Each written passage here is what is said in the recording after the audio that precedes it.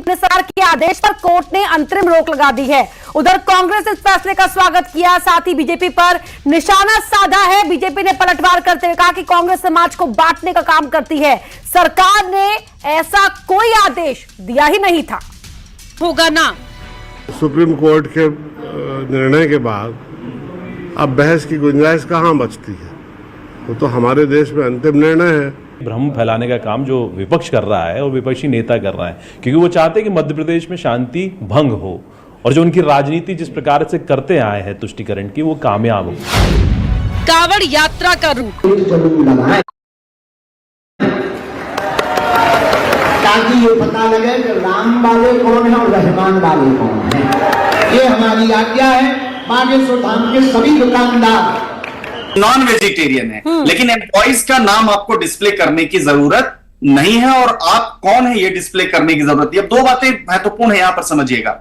Supreme court ने कहा कि फूड सिक्योरिटी एक्ट की अगर हम बात करते हैं और स्ट्रीट वेंडर्स एक्ट की बात करते हैं, ये दो कानून है जो रेगुलेट करते हैं खाने पीने की चीजों को, लेकिन पुलिस को वो पावर नहीं है कि पुलिस जाकर के ये इंश्योर करे कि दुकान का नाम जो है देखा जाए। फिलहाल इस मामले में अगली बहस 26 के लिए रखी हुई, 26 जुलाई के लिए। अब एक बड़ा महत्वपूर्ण पहलू यह आता है कि जो 2006 का फूड सिक्योरिटी एक्ट है वो खुद कहता है कि फूड सिक्योरिटी के स्टैंडर्ड्स व्यापक होने चाहिए और फूड सिक्योरिटी मेंटेन करना, हाइजीन मेंटेन करना हर किसी की रिस्पॉन्सिबिलिटी है।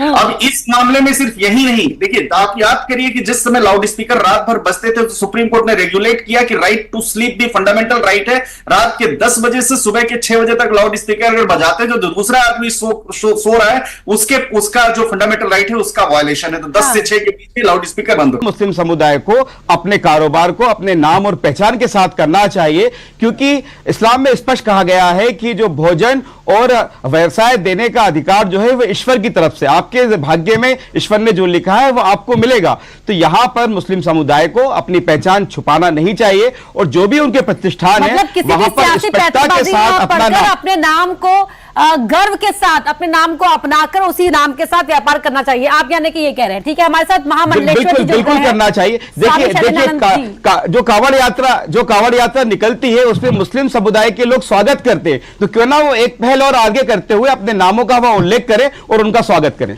ठीक है, महामंडलेश्वर जी जुड़ गए हमारे साथ, स्वामी शैलेशानंद गिरी जी। स्वामी जी बहुत बहुत स्वागत है आपका। महामंडलेश्वर जी, जो आज सुप्रीम कोर्ट ने कहा है कि देखिए खाने का प्रकार बताएं कि आप वेज थाली परोस रहे हैं या नॉन वेज थाली परोस रहे हैं, फिलहाल नाम बताने को लेकर कोई बाध्यता नहीं है। देखिए, इसको बहुत बृहद स्तर पर चिंतन करना होगा।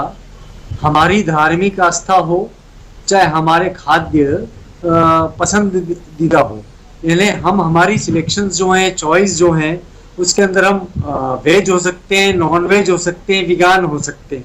इसको स्पष्ट रूप से उस पर उल्लेखित करना चाहिए, क्योंकि उससे हमारी आस्था भी जुड़ी है, हमारी जो पसंद है वो भी जुड़ी हुई है।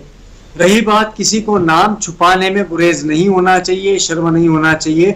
मुस्लिम बुद्धिजीवी की बात से भी मैं सहमत हूँ जी।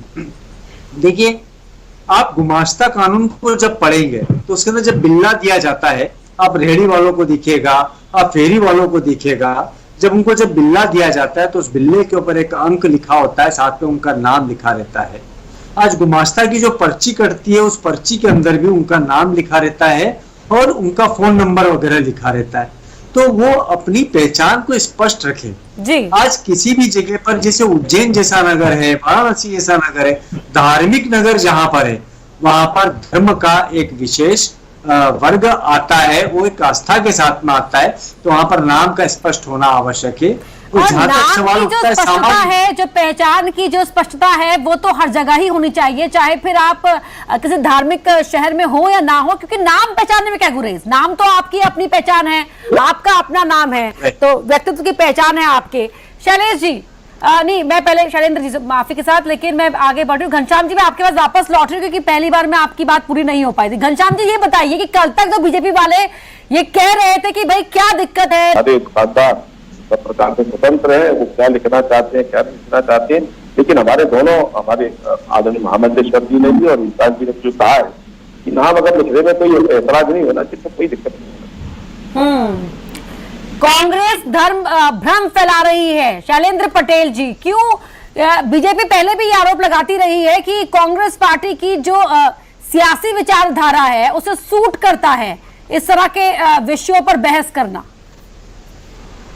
देखिए अपर्णा जी, कोई चिट्ठी कांग्रेस के विधायक ने तो लिखी नहीं थी, भारतीय जनता पार्टी के चिट्ठी आपकी तरफ से भी लिखी गई थी। नहीं, मैं बता रहा हूं अपर्णा जी, आ रहा हूं। उस चिट्ठी के आधार पर ही दूसरी चिट्ठी लिखी गई थी। जब रमेश मेंदोला जी की चिट्ठी आई और दूसरे किसी विधायक इंदौर से आई थी, और कांग्रेस ने ये नहीं कहा कि मध्य प्रदेश की सरकार ने आदेश निकाला, इस तारतम्य में बात की गई। और आप पूरी बहस को हम सुनेंगे तो जहां महामंडलेश्वर जी अपनी बात कह रहे थे, इम्तियाज जी अपनी बात कह रहे थे, कोई भी धर्म हमें नफरत और हिंसा नहीं सिखाता, कोई भी धर्म हमें यह नहीं सिखाता हम किसी दूसरे के धर्म को भ्रष्ट करें या उसके धर्म को खराब करें। लेकिन जो कुछ गंदगी जो समाज में फैली हुई है, चाहे वो किसी भी जाति का हो, धर्म का हो, वो इन मानसिकता के आसपास काम करता है। जब इस मानसिकता की तरफ कोई बढ़ता है तो समाज का काम है कि उसकी रोकथाम करना चाहिए। क्योंकि हम जब धार्मिक यात्राओं पे जाते हैं तो सभी समाज के और सभी धर्म के लोग कहीं ना कहीं सहयोग का काम करते हैं। अभी मेरे खच्चर चलाने वाले वो दूसरी कम्युनिटी के लोग हैं, वो कहीं ना कहीं इन चीजों में मदद करते हैं। तो हमको एक भाईचारे वाला देश है जिसमें सभी को अधिकार है। और इस तरीके के देखिए गुमास्ता कानून में महामंडलेश्वर जी ने बड़ा स्पष्ट कहा, और मैंने भी कहा था, जहां पर जब भी हम किसी भी दुकान का लाइसेंस लेते हैं तो दुकान का नाम बताना और कौन उसका मालिक है ये बताना कंपलसरी, आज से नहीं है। लेकिन किसी चीज को लेकर छोटे छोटी जगह आप उसको धर्म के ऊपर ले जाएंगे तो वो गलत है। हमारा काम जोड़ना है और धर्म हमें आपसी भाईचारा सिखाता है।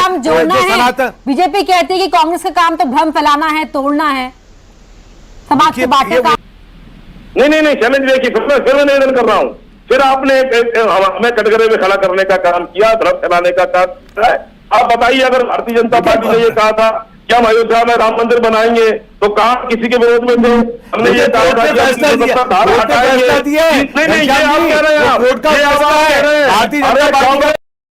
Hey, these are tarot cards and I know you two are interested in learning tarot. So if you are someone who wants to earn challenge दिया, घनश्याम जी गलत बात कर आए हैं। आप पहले कहते थे, किस बात का कहते थे रामलला आज मंदिर का निर्माण, हम कैसी बात कर रहे हैं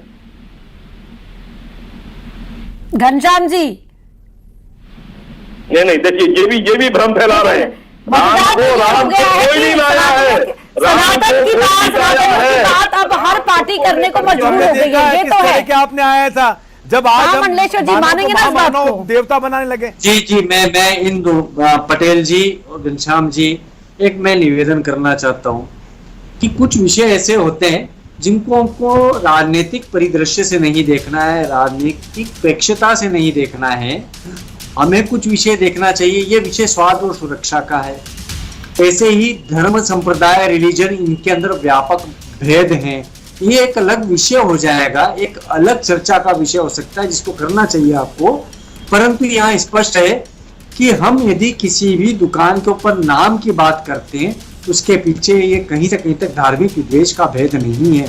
वो ये स्पष्ट करता है कि यदि हम किसी प्रोप्राइटर का नाम लिख रहे हैं, हम प्रोप्राइटर की परिचय पत्र को वहां लगा रहे हैं, तो ये हमारे यहाँ की जितनी शासकीय दुकानें होती है, कंट्रोल की दुकानें होती थी, उन पे लिखा है, गुमाश्ता पे लिखा है।